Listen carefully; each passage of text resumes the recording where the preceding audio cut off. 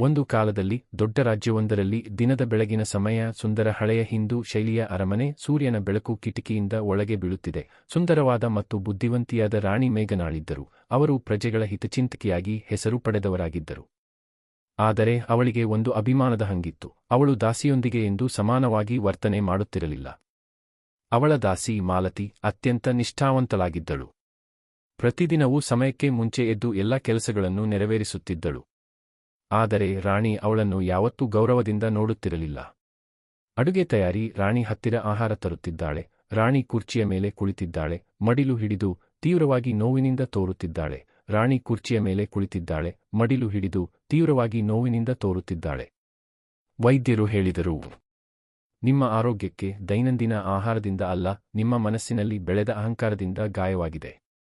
ಆ ಮಾತು ರಾಣಿಗೆ ಅಷ್ಟು ಗಮನಕ್ಕೆ ಬಂದಿಲ್ಲ. ಆದರೆ ದಿನೇ ದಿನೇ ಆರೋಗ್ಯ ಕುಗ್ಗತೊಡಗಿತು. ಹೀಗಿರುವಾಗ ಮಾಲತಿ ತಾನೇ ಮನೆಯೆಲ್ಲ ಕೆಲಸ ಮಾಡುತ್ತಿದ್ದಳು, ಔಷಧಿಯ ಸಮಯ ನೋಡಿ ನೀಡುತ್ತಿದ್ದಳು, ಆಹಾರ ಜಾಗರೂಕವಾಗಿ ತಯಾರಿಸುತ್ತಿದ್ದಳು.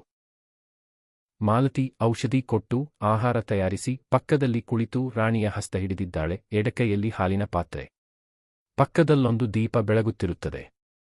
ಒಂದು ರಾತ್ರಿ ರಾಣಿ ಮಲಗಿರುವಾಗ ಅವಳಿಗೆ ಕನಸು ಬಂತು. ಅದರಲ್ಲಿ ದೇವಿ ವರ್ತಮಾನದಂತೆ ಹೇಳಿದಳು, ಮಾನವೀಯತೆ ಇಲ್ಲದೆ ಅರಸುತನಕ್ಕೆ ಅರ್ಥವಿಲ್ಲ. ಮಾಲತಿಯಂತಹ ದಾಸಿಯ ಹೃದಯದಲ್ಲಿ ನಿನ್ನಿಗಿಂತ ಹೆಚ್ಚು ರಾಜತ್ವ ಇದೆ.